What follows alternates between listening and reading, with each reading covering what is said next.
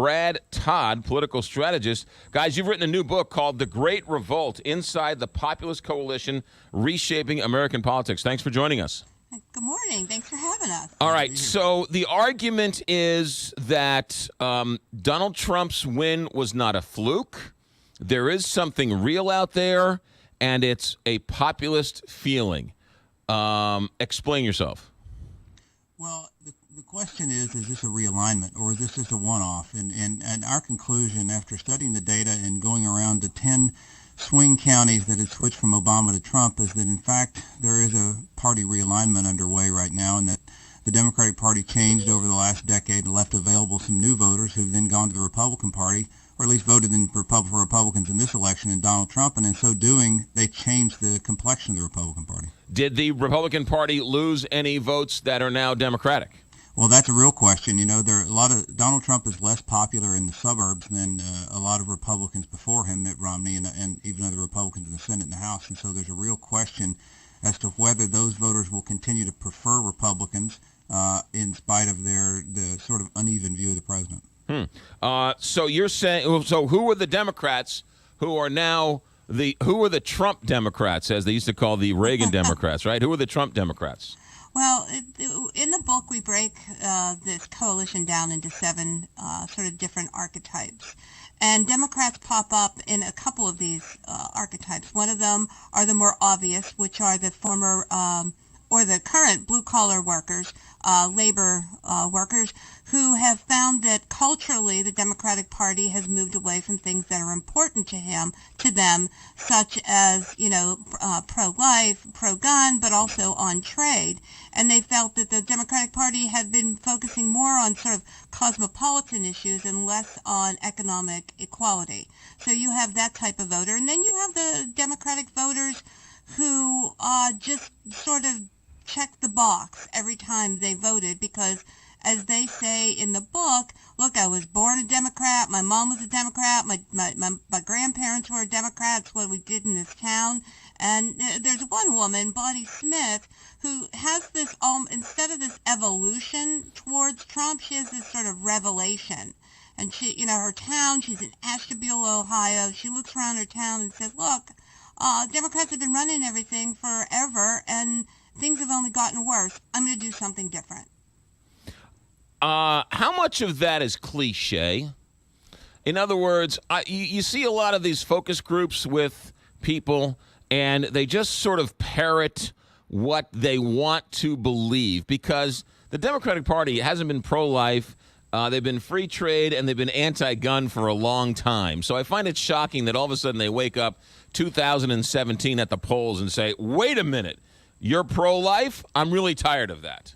I think that there was a cognitive dissonance for sure for years for many of these voters, but they finally, as they watched the Democratic primary between Hillary Clinton and Bernie Sanders play out, and as they sort of saw the way the press reacted to Donald Trump, I think they felt like they were being stigmatized.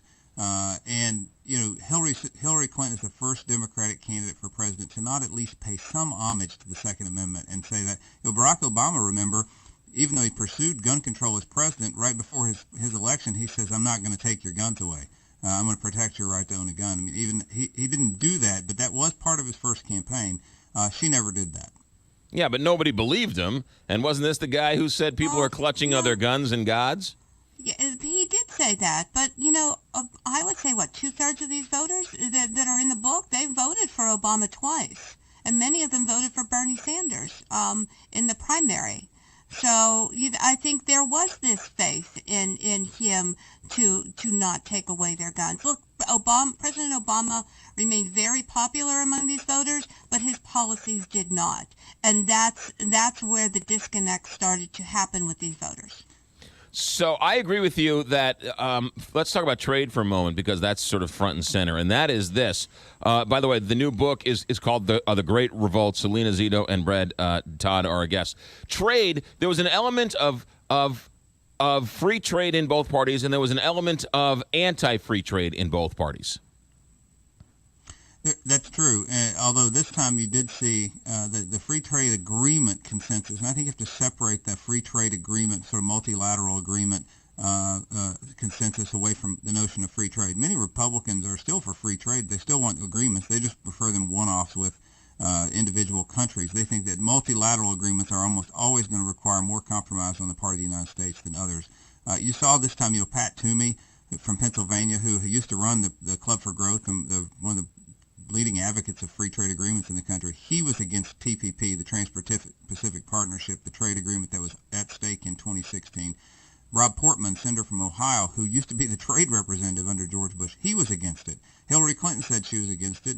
Donald Trump said he was against it. This is a deal that had already been negotiated. So I think you see a consensus in the middle of the country, again, not on the coast, but in the middle of the country, to move us out of that sort of Cold War construct of a lot of multilateral agreements with a lot of nations at one time. Yeah, but you talk to a lot of farmers who want to get out of NAFTA, but a lot of farmers have benefited for the last 20 years exponentially from NAFTA. So just because they're for it doesn't mean it's good for them. Well, I think there's no question that this president's actions on tariffs have a lot of farmers concerned, particularly people who do things like soybeans or hogs that have a high export quantity. But they also, I believe, trust this president for the most part. They think he needs to shake up the trade consensus, and they're going to wait and see what happens when all's said and done. They know some of this is a negotiating gambit, and I think they'll judge him by the product on the end. So, Selena and Brad, the book is The Great Revolt. What is this? This sounds like good news for Trump and the Republicans for the midterms.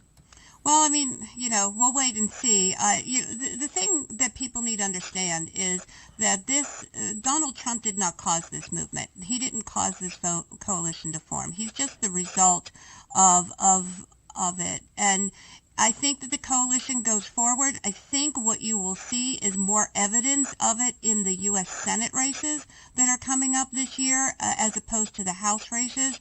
I'm not totally convinced yet that there's a blue wave, but I am, definitely the Democrats are going to win more House seats no matter what, whether they win the majority or not. That remains to be seen. But I will tell you to keep an eye on the Senate races. Those are whole states, and you can see where the Trump coalition is staying together. Keep your eye on states like Missouri, Indiana, South Dakota, and even West Virginia. Brad Todd, that's Selena Zito. The book is called The Great Revolt, Inside the Populist Coalition, Reshaping American Politics. There's a lot of interesting stuff in there. Guys, thanks for checking in. Thanks for having us. You got it.